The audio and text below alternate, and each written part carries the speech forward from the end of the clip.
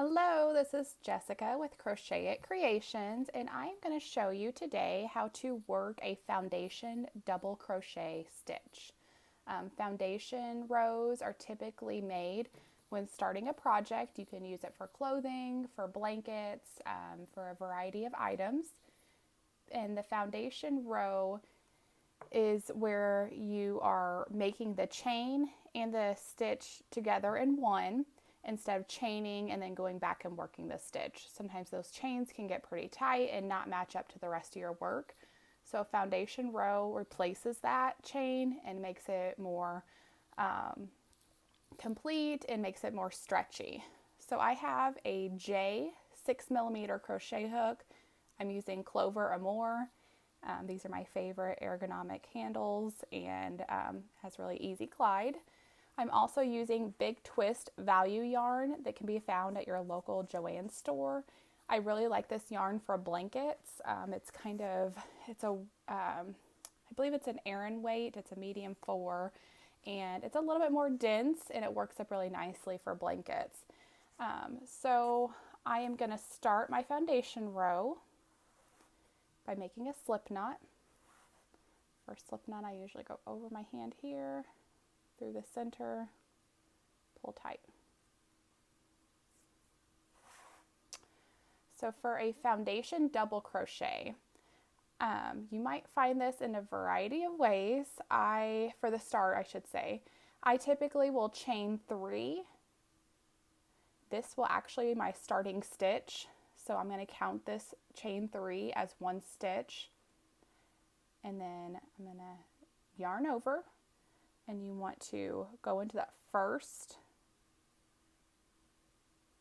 stitch or first chain, yarn over, pull through.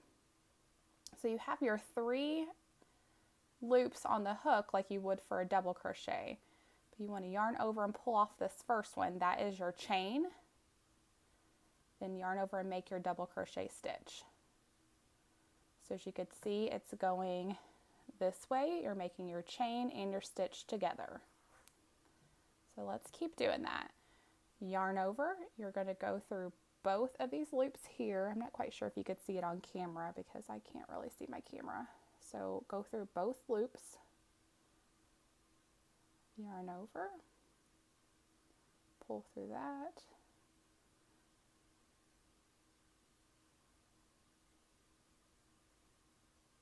so yarn over, insert through the chain portion, yarn over, pull through that loop, and then make your double crochet. So as you could see, I hope you could see, it's creating a chain. So keep working that.